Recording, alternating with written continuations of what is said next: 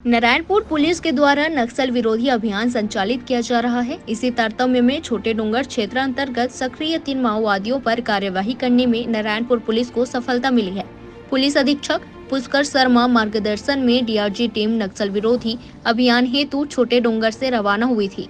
इस दौरान चर्चित गश्त के 3 संदिग्धों को संदिग्ध गतिविधियों के आधार पर पकड़ा गया, जिनसे पूछताछ करने पर तीनों ने बताया कि पुलिस पार्टी एवं जनता को नुकसान पहुंचाने के लिए इनके द्वारा छोटे डूंगर मडोनार मार्ग में चिराहा मोड़ के पास टेकरी में प्रेशर बम आईईडी को छुपाकर रखना बताया कि संदेहियों की निशानदेही पर चिराहा मोड़ के पास टेकरी में एक प्रेशर बम बरामद किया गया।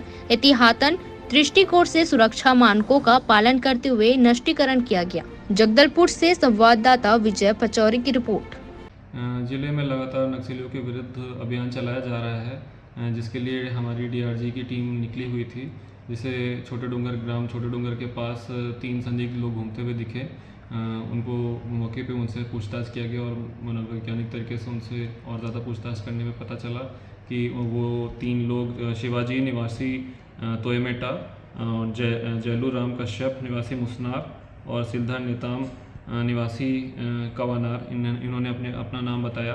और पूछताछ करने पर हमें ये पता चला कि ये पूर्व में 3 नक्सली घटनाओं में शामिल रहे हैं, जिसमें से प्रमुख घटनाएं जैसे कि सितंबर 2021 में छोटे डूंगर मडोनार के पास आगजनी की घटना कर मुंशी की हत्या करना तथा मार्च 2022 में कड़ीमेटा के पास पल्ली बारसू रोड पे बड़े बुर्गुम पे आईडी लगाना।